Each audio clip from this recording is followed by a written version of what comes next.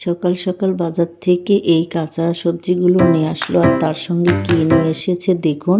পুঁটি মাছ নিয়ে এসেছে আর একটা মুরগি নিয়ে এসেছে। তো পুঁটি মাছ খেতে তো সবাই অনেক বেশি পছন্দ করে, কিন্তু কাটতে যে কি কষ্ট আর ঝামেলা। তো যাই হোক, এখানে আমি মাছগুলো কেটে নিয়েছি।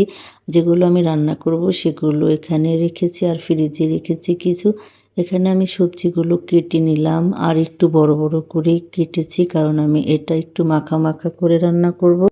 পুঁটি মাছ দিয়ে এই মূলা, বেগুন, পটলের তরকারি কিন্তু খুব ভালো লাগে। তখন তো আমি ভালো মতো লবণ দিয়ে মাছটা একদমই ধুয়ে নিয়ে নিই। তো এখন আমি ভালো মতো লবণ দিয়ে কষলিয়ে মাছটা মাটির মালসায় ধুয়ে নেব। আর এই মাছটা কিন্তু একটু বেশিক্ষণ ধরেই ধুতে হবে, কারণ এটা বিলের মধ্যে থাকে তো অনেক বেশি কাদা থাকে। এখানে আমি মাছগুলো সুন্দর মতো ধুয়ে নিলাম আর এই দেখুন কত সুন্দর হয়েছে। এখন আমি চুলার ওপর কড়াইটা দিয়ে গরম করে নেব। তো কড়াইটা গরম হয়ে গেলে আমি তেলটা দিয়ে দিলাম আর এখন আমি কিছু মশলা দেব। এখানে আমি অনেক বেশি মশলা দেব না, অল্প একটি মশলা দিয়েছি, একটু জিরে বাটা আর হচ্ছে আদা রসুন বাটা সামান্য, আর মরিচের গুঁড়োটা কিন্তু আমি একদমই অল্প দিয়েছি। তো এখানে আমি যেহেতু সবজিগুলো একটু বড় বড় করে কেটেছি, তো এটা আমি আগে সুন্দর মতো কষিয়ে নেব। তো কষানোর পর আমি মাছগুলো দিয়ে দেব। আর আমি মাছগুলো কিন্তু একদমই ভেজে রান্না করতেছি না। পুঁটি মাছ ভাজাও কিন্তু ভালো লাগে খেতে, গরম ভাতের সাথে পুঁটি মাছ ভাজি কিন্তু অনেক বেশি মজা লাগে। তো এখানে আমি সুন্দর মতো মশলার সাথে এটাকে কষিয়ে নিচ্ছি।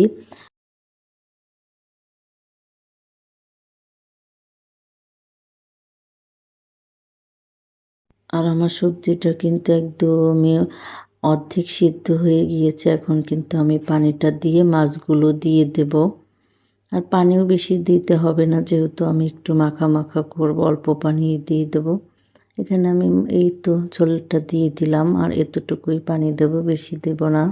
পানি দেওয়ার পর এখানে আমি মাছগুলো এখন দিয়ে দেব। আর মাছগুলো যেহেতু কাঁচা, তো বেশি নাড়া যাবে না, একদমই আলতো হাতে নেড়ে দিচ্ছি আমি। আর আমি একটা টমেটো দিয়ে দেবো এটার মধ্যে।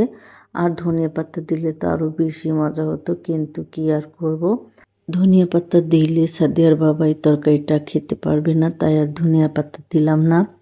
আর আমার তরকারিটা কিন্তু প্রায় হয়ে গেছে, দেখুন কত সুন্দর কালার এসেছে। আর নামানোর পরে তো আরও সুন্দর হয়েছিল।